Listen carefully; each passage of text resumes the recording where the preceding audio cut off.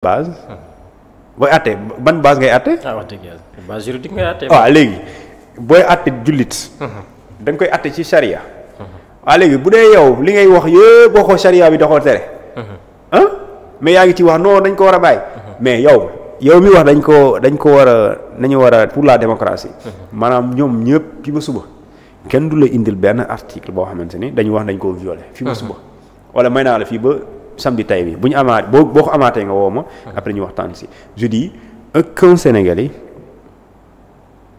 pour être modeste. du wax ne disposition yi ñu jël sukkandiku ci ba radier le maire de la ville l'honorable député Barthélémy Diaz kenn du la wax ne dañ ko inventé kenn du la wax ne dafa violé yoon kenn du mënu ko wax. donc même boo ci àndul mënoo indi l'article contraire à celui des articles 61 et 51 du règlement intérieur et de la constitution amul. donc maintenant tant que amul nag ça reste justement des commentaires et de la communication politique. vraiment alors ci mbir moomu Zahra Iyane Thiam moom it dafa daal di def li nga xam ne nag moo di réaction am di ñu xamal ni li xew ca assemblée nationale loolee du impacté Barthélémy Dias fële ca mairie ba. parce que tey jii ñu si bëri ñu ngi jàpp ni comme que jëlee na ko sa assemblée nationale boo moytuwul mairie de la ville de Dakar aussi dina nekk en jeu est-ce que condamnation bi dina am benn impact fële ca mairie bu Barthélémy Dias. waaw loolu dafa mat ñu leeral ko. parce que gis naa aussi ñoo xamante ne dañ ci waxaale loo xamante ne. ñu ne sax dafay ñàkkaale. li ñu tuddee son mandat de maire mais puisque ñun 313 yàlla fa def. damaa bëgg ñëpp ñu fi ne. mën nañ juum nag. waaye bëgg nañ balaa ñuy juum rek. ñu xool bu baax li ñuy wax du dëgg. exactement léegi moo tax yéen ñii di seetaan aussi par respect. duñ leen wax loo xamante ni nag da leen di neex rek dañu wax loo xamante ni mooy dëgg. xam nga nee naa la code li tax mu ñëw. code mooy code de la famille. code pénal code de procédure pénale code justement minier. code général des impôts code général des collectivités territoriales. code effectivement yaa xam na ko tuddee code électoral wala leneen lu mu ñëw rek mooy lu tax mooy dafay organiser benn secteur. wala benn mbir pour que ñu xam lu ne nu muy doxee. léegi mbirum mairie foofu génn nañ maintenant ci code électoral ñu ngi ci code général des collectivités territoriales. foofu la ñuy xoolee maire bu ñuy révoquer maire bu ñuy dàq. maire bu ñuy wax lu ñu ne tuddee ne yow mënatoo nekk maire. léegi bu dee ci kaw Barthélémy Dias bu dee ci plutôt ci mairie dañ na da ngay dem ci article 135 du code général des collectivités territoriales. ma liiral lu mu wax daf ne lorsque le maire ou tout autre conseil municipal est condamné pour crime. jàppal crime bi. crime est condamné pour crime. sa révocation est de droit. kon mu ne bépp maire bu ñu condamné pour crime. léegi crime nag bëri na kon nga expliquer crime ay viol. ay rey nit et cetera ay sàcc jur. vol de bétail tu es ñu condamné définitivement dañ lay révoquer mooy fii di ñu wax raji mais mooy da ngay ñàkk sa qualité de maire. leer léegi ñu ne la les maires et adjoints après avoir été entendus. ou invités à fournir des explications écrites sur les faits qui leur sont reprochés peuvent être suspendus par arrêté du ministre chargé des collectivités territoriales pour un temps qui n'excède pas 1 mois et qui ne peut être porté à 3 mois que par décret. Donc c'est le président qui intervient sur des cas boobu moo am. et ça c'est loolu sax du forcément c'est que le truc là Barthélémy Dias. Maintenant foofu dañ la ne bu ñu la condamné pour crime. da nga koy ñàkk mais dina am certainement kii wax ne lu tax ñu révoqué Khalifa Sall. pourtant Khalifa Sall lu ñu ko toppee du crime. ci mairie Dakar ay nu mu tuddee sax caisse d'avance. mbir boobu du crime de mais loi électorale dafa dem ba précis daf ne. ñi nga xamante dañ leen toppee ba daan leen définitivement pour détournement de deniers publics. détournement de deniers publics. wala nga def faux et usage de faux en écriture publique. wala nga def lu ñu tuddee falsification. wala nga def lu ñu tuddee surfacturation wala nga def lu ñu tuddee concussion wala nga def lu ñu tuddee corruption bi nga nekkee maire wala nga nekk élu loolu yëpp bokk na ci li tax ñu war la révoquer kon Khalifa Sall certes l'article 135 waxul crime wax crime lay wax plutôt et Khalifa Sall lu ñu ko condamné du mbirum crime waaye mbirum détournement de deniers publics alors que loi collectivité boobu daf ne le maire ou élu bi nga xamante ni dañ ko condamné pour crime pour détournement de deniers publics pour corruption pour surfacturation sur concussion wala lu ñu tuddee faux usage de faux en écriture publique kooku noonu dañ koy révoquer et après ça c'est le président qui signe le décret de révocation après le rapport bi nga xamante ni moom le ministre des collectivités territoriales bind jébal ko président de la République donc Barthélémy Dias dans ce cas dans ces dossiers Ndiaga Diouf en tout cas bu dee dafa war a ragal am na pour ragal parce que dossier bi mënu ko tere nekk maire parce que foofu waxul par exemple am nga loi électorale bu Ndiaga Diouf indi Ndiaga Sylla pour daf ne le député dont l'inéligibilité se révèle après la proclamation et l'expiration des délais xam nga foofu le député la wax daf ne tout bu doon dafa wax ne tout élu bu doon loi daf ne élu boo mën a doon bu ñu demee ba seet ne da ngaa inéligible mën nga ñàkk sa qualité d'élu boobu noonu dans ce cas mën nga ñëw indi article 100 mën nga ñëw mu concerné Barthélémy Dias mais fii l'article bi ko concerné ci da ngay ñàkk wala doo ko ñàkk daf ne yaa ngi ñàkk sa qualité de maire bu fekkente ni d'accord dañu la condamné pour crime wala ñu condamné pour ay détourné fonds nga fa deniers publics wala nga def surfacturation faux usage de faux en écriture publique wala nga def lu ñuy tuddee corruption wala nga def effectivement ñoo xamante ni mën nañ ko mandargal li ñuy tuddee jëf ji gën a kawe mooy crime viol sàcc bétail et cetera ak lu ñuy tuddee terrorisme et cetera lépp lu am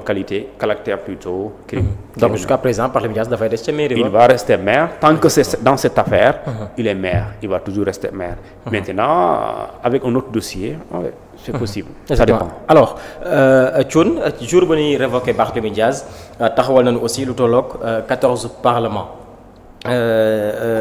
14 commissions permanentes bi si njëkk nekk li nga xam ne nag moo di commission des finances du contrôle budgétaire nga xam ni Chérif Ahmed Dicko moom moo ko daal di jiite rapporteur général bi nekk monsieur Madi Danfakha deuxième commission des affaires économiques troisième commission de l'aménagement du territoire de l'urbanisme de l'habitat et des infrastructures des transports commission du développement rural commission du développement durable et de la transition écologique commission de l'énergie et des ressources minérales commission des lois, de la décentralisation du travail et des droits humains, commission des affaires étrangères, commission des Sénégal de l'extérieur et de l'intégration africaine, commission de la défense et de la sécurité, commission de l'éducation, de la jeunesse, des sports et des loisirs, commission de la culture, de la communication, commission de la santé, de la population, des affaires sociales et de la solidarité nationale, commission de comptabilité et de contrôle, commission des délégations. mu nekk 14 commission yoo xam ni benn bu ci nekk am na président bu nekk ca booba Thioune commission yi lan mooy seen liggéey fële ca assemblée nationale. waaw commission yi dañoo am solo lool mais li tax ñu bëri xamuñu solo si wax ma duñu liggéey mais lu ñuy liggéey day fekk ñu wala duñ ko fësal wala liggéey bu mu waroon amu ko mais dafa am solo parce que da nga wax commission 1 ba 14 kon xam nga bëri na donc bëriwaay bi mu ngi méngoo ak solo si xam nga dañu am lu ñu tuddee la commission des lois mais commission des lois par exemple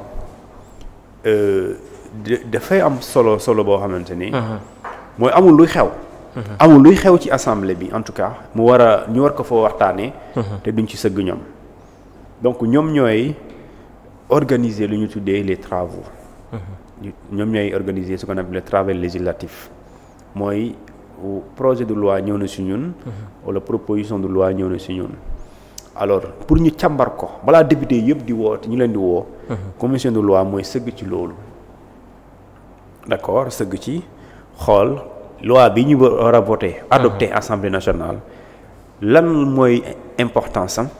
est-ce que war na mën jàll moo tax ñooñu mën nañu rejeter sax proposition de loi avant sax ñu dem assemblée. parce que dafa am solo léegi solo soosu léegi bu fekkente ni daf ko am et dafay tax aussi man su ma nekkee député ma indi proposition de loi.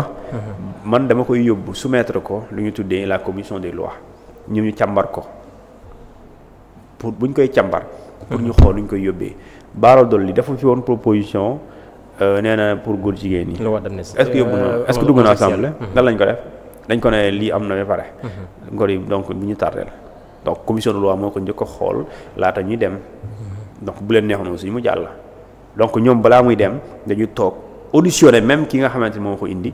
ba pare sëgg ci parce que dafa xool solo si est-ce que amu fi.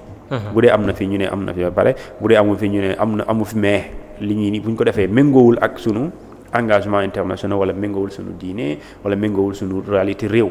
donc toutes les commissions dañuy am importance par exemple demal ci commission contrôle et comptabilité.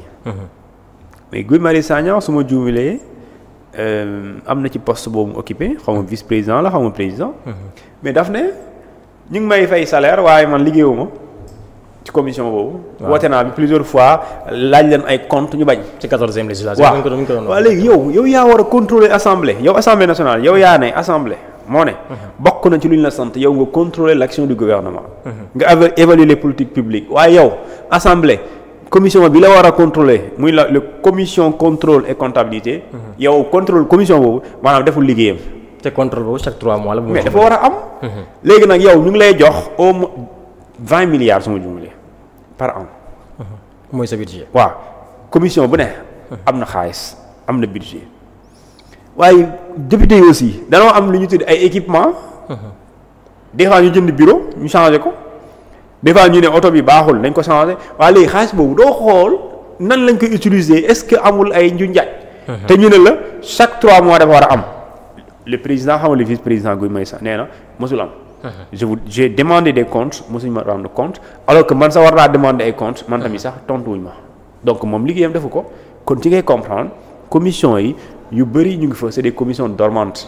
qui ne bossent maanaam qui ne font on ne fait pas bouger donc ñi fa nekk maintenant. pour qu'il y ait rupture il faut faire travailler il faut faire rendre utile li ñu tuddee ces commissions yi nga xamante ni moo fa am te ñu toll ci 14 ñaar c'est 14 commissions donc il y a au moins dans cette assemblée nationale 15 présidents 15 le président de l'assemblée nationale qui est leur patron et les autres présidents qui sont des présidents de commission kon ñoom ñëpp te ku ne da nga am sa bureau am sa équipe dafa am commission même affaires internationales aménagement du territoire effectivement affaires relations xawma lan avec les institutions donc commission bu ne dafa am donc bu ñu defee seen liggéey dafay gis ne dafay gën a dimbale parce que dafay faciliter gouvernement bi quand je dis gouvernement je parle du pouvoir exécutif daf koy faciliter liggéeyam par exemple tey des fois nga dégg ñu ne président assemblée nationale diw dëkk sangam ñëw na Sénégal léegi bu ñëw Sénégal commission bi nga xam ne yore mbirum international ci ndigalu président de l'Assemblée nationale dafay